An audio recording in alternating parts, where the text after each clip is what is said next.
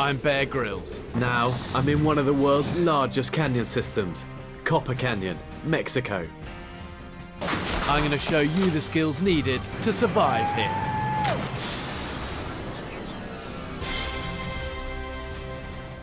I don't know if you can see that, there's like a crack in the rock where the shadow is. It's kind of hard to tell from down here, but my dad always used to say when we were climbing, you can never tell how steep something is until you actually rub noses with it. So that's what I'm going to do. This deep cut is the result of thousands of years of water erosion. It's a weak point in the rock. Climbers often look for these, as they can be a way up an otherwise impenetrable face.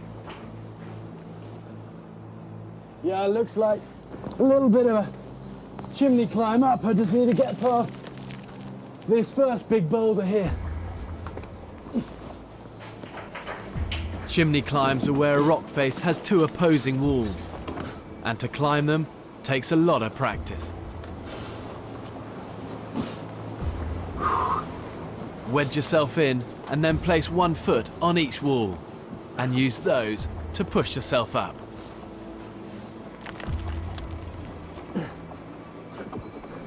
And climbing like this is all about balance and just using opposing forces. So, one foot on one wall and one on the other, and then use my leg strength to lift me up, and my arms just to balance. I'm getting quite high up this now, but for about 3/4 of the way, I'm just going to take a second of rest. But I'm in a good position here. I've got my legs taking all of my weight, and actually, I don't even need my hands. And it just gives me a chance to get the blood back, get my breath back, and then do this last little bit.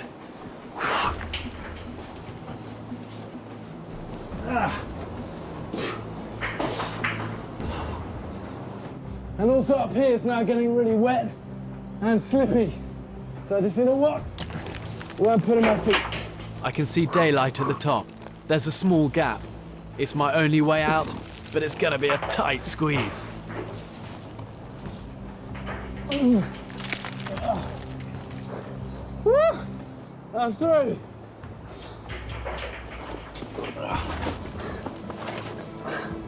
I'm out of that hole and out of this canyon.